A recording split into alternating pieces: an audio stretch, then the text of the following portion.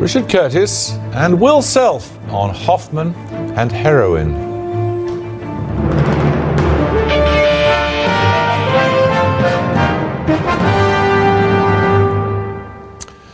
He's been one of the poster boys for the United Kingdom Independence Party. His name is Mujib Bhutto, usually described as UKIP Commonwealth spokesman. Tonight, Newsnight can disclose that Mr Bhutto was the leader of a notorious kidnapping gang in Karachi. In 2004, he threatened to behead the son of a wealthy Pakistani businessman. He fled to England and was arrested in Leeds when the ransom money was found underneath his bed. In the past 2 years, he's campaigned for UKIP, making the most of television and radio appearances. Today, UKIP said he's now left the party and may have joined the Conservatives. Jim Reid reports.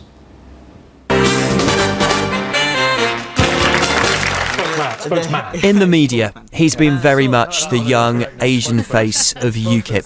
Mujib Rehman Bhutto was a party member for more than 2 years, shown here on a Sunday morning debate show. Mujib, what are you worried about? Well, as UKIP's Commonwealth spokesperson? Yeah, it is mass immigration, because in the last 10 years there are 3.7 million people come in. And how many people have gone? And we don't know. That's the main thing. We don't know because the government is not keeping up the numbers. They don't know who's coming in, who's going out. But this Pakistani national has a remarkable past.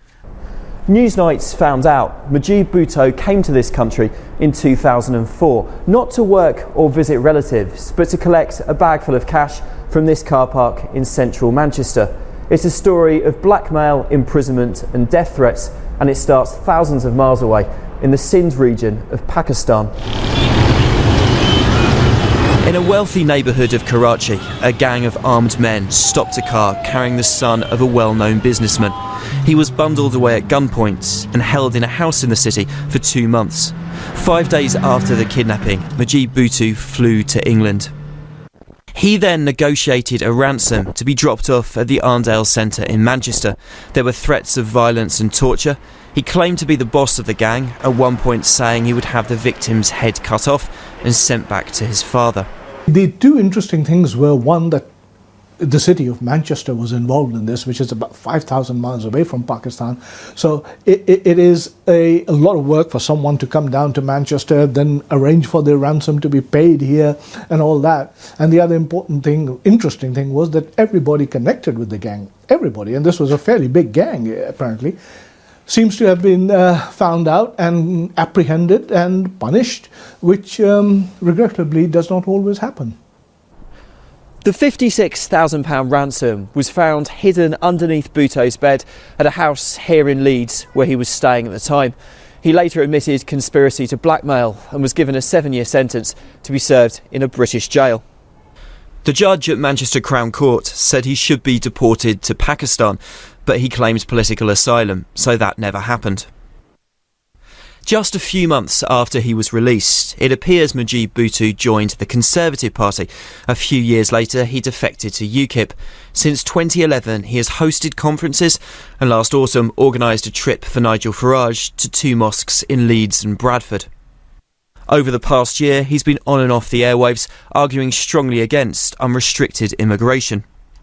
Mujib Bhutto is the Commonwealth spokesman for the party, and he's here now. Good morning. What are you saying to a Muslim community in a mosque as UKIP? We are giving our message, like what people have their reservations about the party, about racism or other things. Well, thanks for joining us, Mujib. Good, thank you. This is multiculturalism gone too far, and we are not in Afghanistan, we are in Britain. I'm a British Muslim. The thing is, British is when I've come. Are we full? Is Britain full? We are full. We are over full. Overcapacity is over the limit now. Then over Christmas, his Facebook and Twitter pages vanished. He suddenly disappeared from UKIP's list of spokespeople in Yorkshire. He now claims he rejoined the Conservative Party last week. This is not, of course, the first time questions have been raised about UKIP members, whether it's Godfrey Bloom or David Sylvester blaming floods on gay marriage.